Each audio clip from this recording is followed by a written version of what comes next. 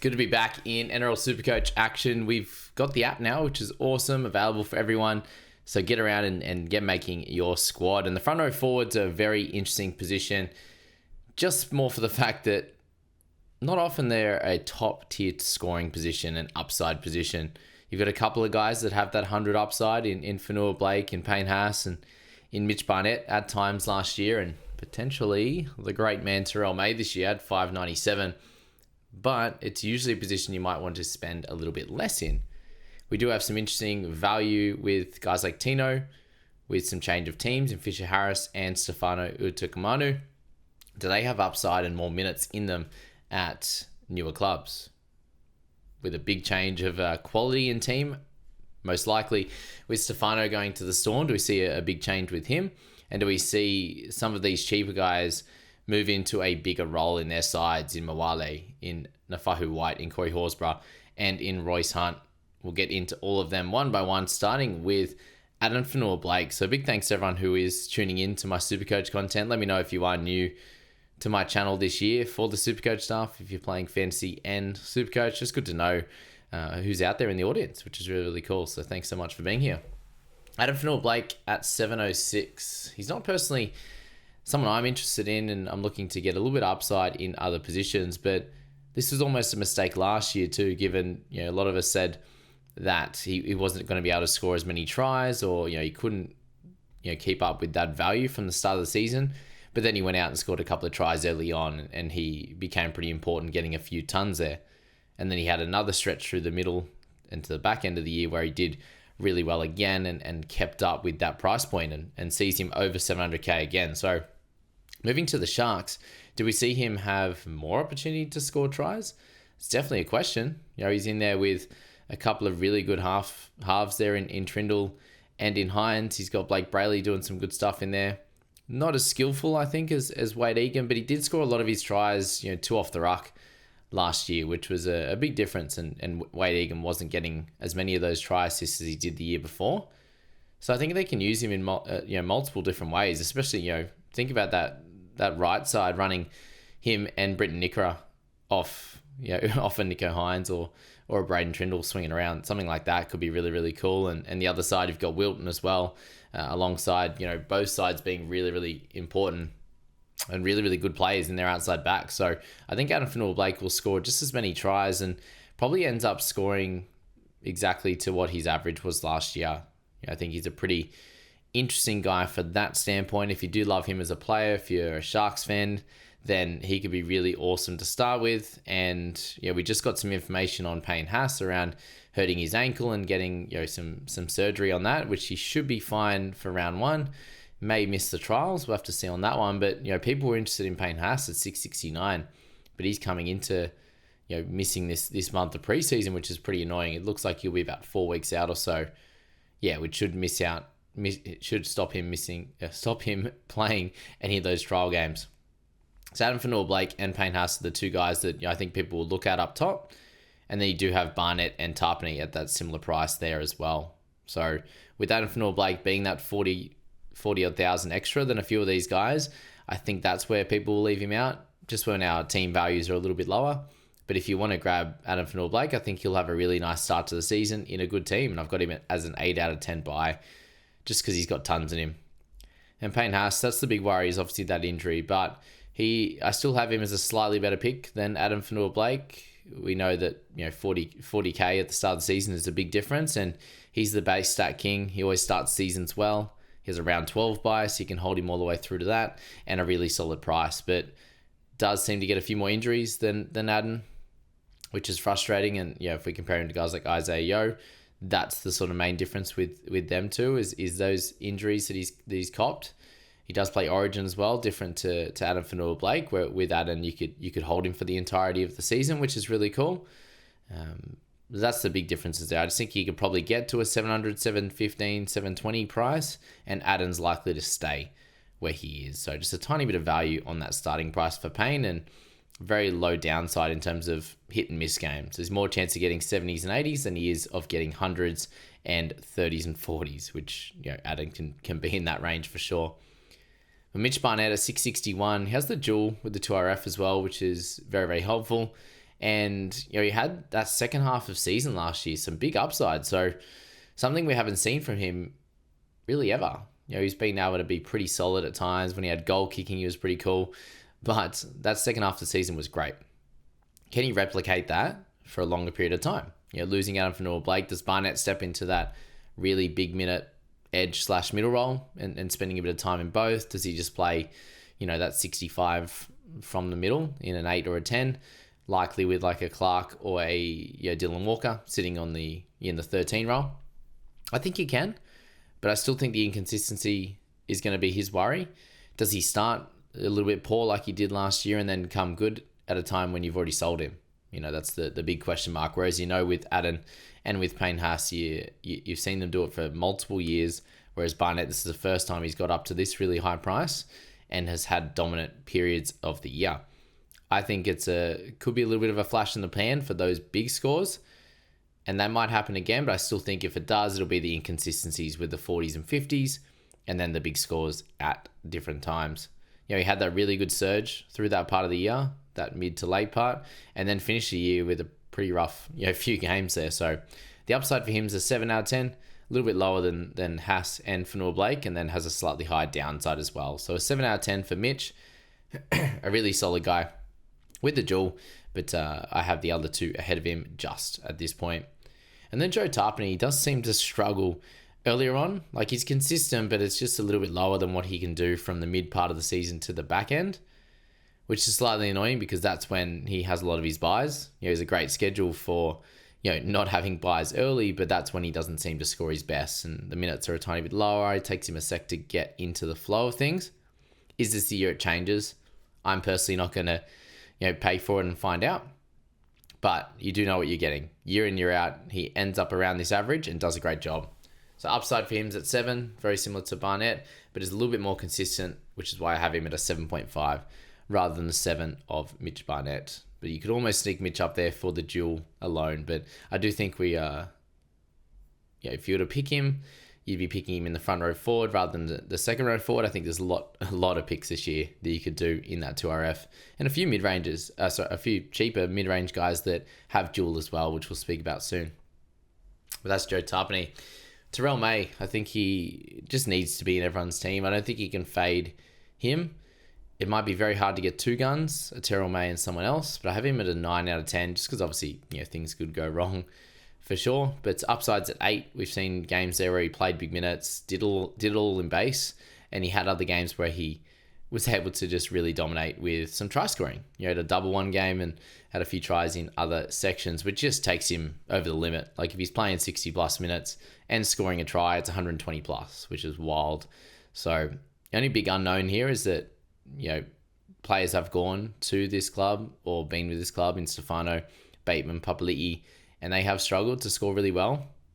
So is he going to have that effect moving from a really good team in the Roosters? Yes, his minutes are unknown, but what's it going to be like at this club? Is he going to miss more tackles? You're not going to get the opportunities to score tries. Will they be still getting beat pretty well and he's standing behind the sticks waiting to get those base stats? There's all those little questions, which just takes off 1 point on the verdict for me. But he is now the alpha guy in that pack, so just get him in your side, in my opinion. Fisher Harris, I've got him at a 7.5 for the verdict there. He doesn't have a tremendous amount of upside, but the big up, like in terms of his, getting closer to tons and stuff, but his upside comes in the fact that he's going to a new team, and I think that he has to take some more minutes. It's closer to that 10 minutes extra we're looking at, most likely for Fish, getting closer to the mid-50s. And if he can do that, it's pretty simple that he's undervalued, and he should be well into the 600k mark. So with Fish, it's an exciting one.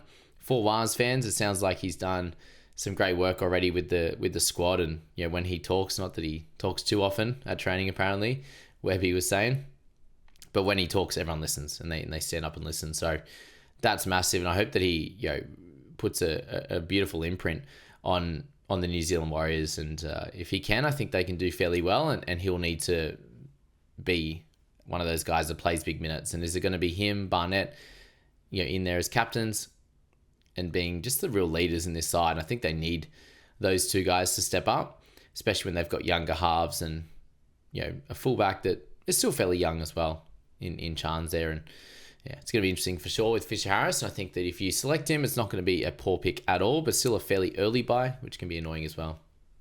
Tino, his ownership percentage has gone down a fair bit. So we did speak about him in the second row forward, but since team picker and now the masses are coming into the game, he does have a buy in round 1, which I think will turn a fair few people away. Coming back from the ACL, does he hit the ground running with sort of 60 plus minutes? Does he have the attacking ability that he had in those previous 2 years, which you know, in that case, he's 200k undervalued, which is pretty wild, and is easily a guy in Supercoach compared to Fantasy where you can hold off, given his price won't change for, until round 4, the end of round 4 there. So that is the interesting part, I think, more than anything, is that at that price point, you could fairly easily get to him going up, from a mid-range guy, 100k, or coming down from an injured gun, suspended gun, whatever that's going to be. So at 531 with the dual, you can pop him in any of those two. I think that's an easy guy that you can hold off on, but upside is tremendous. As I said, 200k under price on his previous value, and then the downside's at 4, just because he is coming back from that ACL, and we know it does take a bit of time to get right with that one. So verdict is 8 out of 10 still for Tino, but is it a round 1 selection, or is it a round 4 or 5 or 6 selection for Tino? All right, Stefano at 529. He has definitely a few pros for sure, but he only played 1 in 5 games with the Tigers. So I'm actually looking at that as a pro, because I think that at the Storm, they're going to get a little bit more consistency out of him for sure. And he's going to be a very important middle in their side. Christian Welch used to be the guy, Nelson used to be the guy, but they aren't anymore. And that creates some room for Stefano to step up into that role. Is the Storm effect incoming? That's the question, because we know he does have upside in certain games, and he fell off a cliff at the back end of last year. So if he can get back to some of those really inconsistent great games, becoming a little bit more normal, even if it's not to that level more than once a year or twice a year, you have a bit more of a base of 80% rather than him dropping down to a 50% player and it really tanking his value. So 529k with the buy in round 2, that's a slight con. And he has that habit of not turning up regularly and doing good things. So hopefully that turns around for him. And again, one of those guys with the buy early that I think you can wait on. Round 3 is going to be a really important week to target getting guys in your side with a boost, probably, to get price rises and reduce price drops. Whereas round 4, you've got guys that have a buy early in Tino and Stefano that you can make your decision on one or both of those guys come round 4, and at worst round 5, if they happen to have one lowish game and 2 good games, or 1 good game coming into that, you can wait on that. If they make a little bit of cash and they look great, then you can buy them in round 5. So that's a really nice little way of thinking about it, in my opinion. But he does have great upside games, but he does have some downside in just going really poor and averaging 40 for a 5 round average, that kind of stuff. So 7 out of 10 for Stefano, in my opinion. Lindsay Smith comes up next, 524. He's got Fisher Harris gone, which is big, but we do see Isaiah Papali'i come back into the squad, and if all things go how we think it will, he'll go into the edge position and Scotty Sorensen will come back through the middle. Lindsay played 51 minutes a game last year, so can he get an increase on that? Does starting help him? I think the part where it does help him, 51 minutes seems pretty fair, but if there was to be an injury in game or something was to happen, then he could easily go for more minutes. So that's where the positive is, and I see him improving overall. But is it from 524 to 550 or up to 600? 600 would be nice, but do you want to spend that price for someone that could just plod and do his thing? That's the big question, without tremendous upside. Do you want that at front row forward? Probably not. And there's a good reason to go elsewhere, but he's very durable. He just made the Aussie squad. Things are going well for Lindsay at this time. Downside's fairly low, in my opinion. I've still got him at a 7 out of 10, but it's just your risk tolerance, and is that a good price point for you at 524 when you could go for Stefano or Tino, who just, the big difference is really that buy in the first and second round. JRO. Aiken, that's the big question mark. I think if Arrow can get in onto that edge for big minutes, then that would be awesome. Otherwise, I do think he'll be in that prop role or that middle role with, there's a few guys that could be back for round 1. They could miss a bunch of weeks. And if it was the case that Arrow got back on the edge, we saw last year, unfortunately, he had that injury in the first game to his shoulder, but he did also play with a hanging off shoulder for the last sort of month of footy, and he went all in and gave it his all, and he scored really, really well. And that kind of propped up his average a little bit those last bunch of games. And if we see that, Jairo, he could be an interesting guy to begin with, and then potentially pivot in like a round 4, round 5 to one of the other guys that I just mentioned above in Tino or Stefano. So they're little things that you can think of that if you like Arrow, if you like the Jewel, if you like him, if you like the bunnies, whatever it is, then that could be really cool. But there's minutes and position risk. He can get changed at all times. Sometimes he can play 40 minutes, 50 in the middle. Sometimes it could be a massive 70-minute game or a full game on the edge, and others it could be 50 on the edge and that's it, or whatever it is. So he could be all over shop bench. So 6.5 for him. Has upside, but has downside as well with all of those factors I just said. Moving to the mid-range, clearly now, Liam Henry at 448. Dual position as well. No Fisher Harris. Played great last year, had 40 minutes a game. So if you could get to 45 to 50, which I think is a potential for sure. But again, it probably relies on one injury. I think if there's an injury to one of those middles, a Leota, even a Sorensen, if it was to be Lindsay Smith, then he would go nuts. And that's probably how you want to look at this, is that I wait until an opportunity arises with one of those forwards going down and he becomes a bigger minute guy for sure. I think that's probably the best way to play that one. It was his first full year, had great PPM. So he's definitely one we want to look at and want to show some interest in for sure. But with Isaac Papali'i and his arrival, he's already had decent minutes at 40.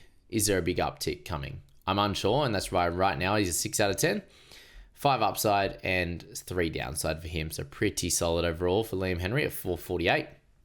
Someone I do currently have some interest in is Davi Moale. At 389k, we saw improvement with him last year, especially in the back end there when he was starting. They need a pack leader, and it's something they haven't had as a younger forward for a long time now. We had the Burgess boys for a good portion of time, but they were older. Tavia Totola's had a few injuries over the last few years, which has really hampered him. It looked like he was pushing up into that role a few years ago, then copped that injury, and just hasn't been the same since. So that's the frustrating part. But Davi's only 20, which is wild. He's been in the league for 3 years now. And I do think it's his time to push into that role. And if you can get him upwards of a 45-minute to potentially 50 minutes on a regular basis, with a few injuries around and whatever else is going on, I think he has tremendous upside on his price. And I think we can see him get closer to the 500k mark this year. And you'll have moments where he does struggle a little bit. And I think you'll have moments when he pushes really, really high in price, and picking the right time to sell him or the right time to own him is the big one. Is it round 1? Is the right time to start with him at an under 400k price that allows you to spend some cash elsewhere? And he's your second front row forward. Or a bench guy, and you have Horsburgh, or one of these cheaper guys there if you're just going with May, which is somewhat the strategy that I'm looking at, as you saw from my team reveal a little while ago. Thanks for everyone checking that out too. But Davi, I think, is one of those guys that can take the uptick this year, and he just hasn't had the consistency yet and staying on the park longer term for those good minutes. But if it all happens this year and all comes together, which I think the natural progression says it will, he's got Wayne in there. We'll see how he looks at things. Does he want Keon at 13? There's a few big question marks in that middle rotation.